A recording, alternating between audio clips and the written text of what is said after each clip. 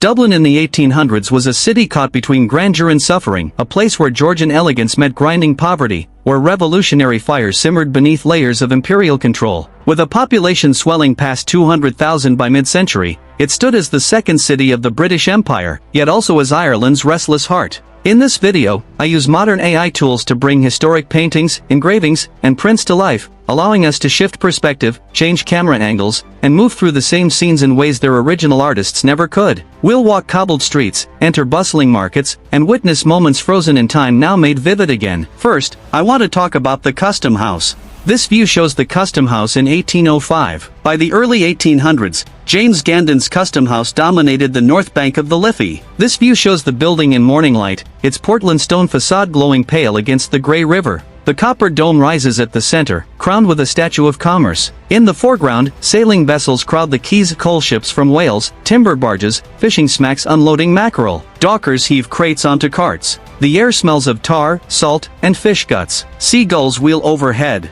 But tension runs through this scene.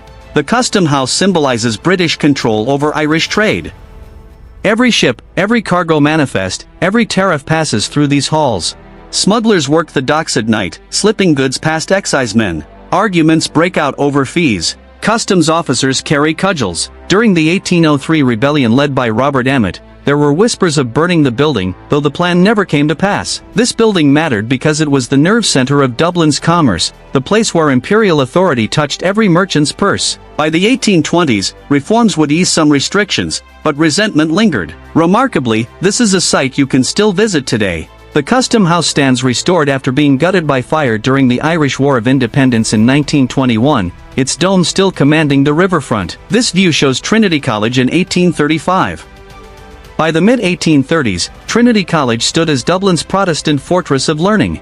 This view shows the main quadrangle, its cobblestones gleaming after rain. The Campanile, completed in 1853, is not yet built. This earlier scene shows the open square. Students in dark gowns cross toward the library. In the background, the rubrics, red brick student quarters, glow in afternoon light. The porter at the gate checks credentials. The smell of coal fires and old books drifts from the windows. Tension here is sectarian. Trinity admits only Protestants, Catholics are barred by law until 1793, and even then face restrictions. Resentment festers. Outside the gates, Catholic students attend makeshift academies. Inside, debates over Catholic emancipation, finally achieved in 1829, echo through the halls. Dueling is common among hot-blooded students. Bodies are smuggled out through back gates after illicit sword fights. This institution mattered because it was the intellectual engine of the Protestant ascendancy, training the lawyers, clergy, and administrators who ran Ireland for Britain. By the 1850s, reforms would begin, but Trinity's exclusivity defined 19th-century Dublin. Remarkably, Trinity College remains today, its library housing the Book of Kells, still drawing visitors to the same cobbled square.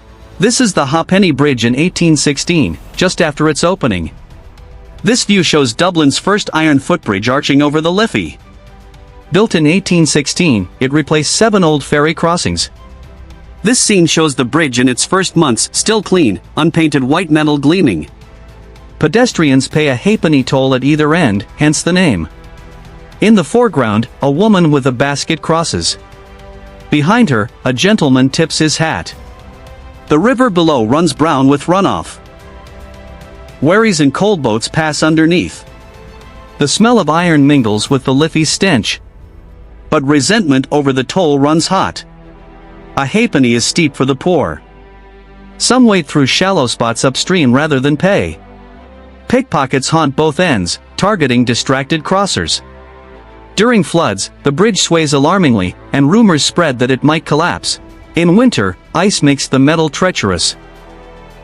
This bridge mattered because it linked the north and south sides more directly, speeding commerce and daily movement. By the 1870s, the city would buy out the toll, making it free. Today, the Ha'penny Bridge is one of Dublin's most photographed landmarks, still carrying pedestrians over the same dark water. This view shows St. Patrick's Cathedral in 1840. By 1840, St. Patrick's Cathedral sat in the decaying Liberties, its Gothic spire still commanding the skyline. This view shows the exterior, its grey stone stained by coal smoke. The churchyard is crowded, headstones tilt, weeds grow thick. In the foreground, beggars sit near the gates. A funeral procession enters, the coffin draped in black. Inside, the cathedral is cold, cavernous. Light filters through stained glass. The smell of damp stone and beeswax candles hangs in the air. Tension here is religious and social. St. Patrick's is Anglican, the cathedral of the Protestant establishment, yet it stands in a desperately poor Catholic neighborhood. Many locals resent it. Graffiti appears on walls. Windows are occasionally smashed. The dean, overseeing repairs, must navigate hostility. Meanwhile, inside, the wealthy worship in private pews while the poor crowd the back. This cathedral mattered because it symbolized both faith and division, a monument to Protestant power in a Catholic city. By the 1860s, restoration efforts led by Benjamin Guinness would save the crumbling structure. Today, St. Patrick's Cathedral still stands, its history preserved, a site where Swift once served as dean and where visitors now walk the same aisles. This is Dublin Castle in 1845. This view shows the upper yard of Dublin Castle, part of British rule in Ireland. By 1845, the castle functions as the seat of the Lord Lieutenant. The Bedford Tower rises in the background. Soldiers in redcoats drill in the yard. Carriages arrive carrying officials. In the foreground, a messenger dismounts. The buildings are Georgian, orderly, imposing. The smell of horse manure and gunpowder drifts through the gates. Tension here is political and omnipresent. Dublin Castle is the symbol of occupation, the place where edicts are issued, arrests ordered, rebellions crushed. Informers slip through side doors, betraying conspirators. In 1803, Emmet's rebels marched on the castle but failed. In 1845, as famine begins, officials here debate relief measures while starvation spreads. The castle is hated, feared, and unreachable. This fortress mattered because it was the apparatus of control, the engine of empire's grip on Ireland. By the 1920s, the castle would be handed over to the new Irish Free State.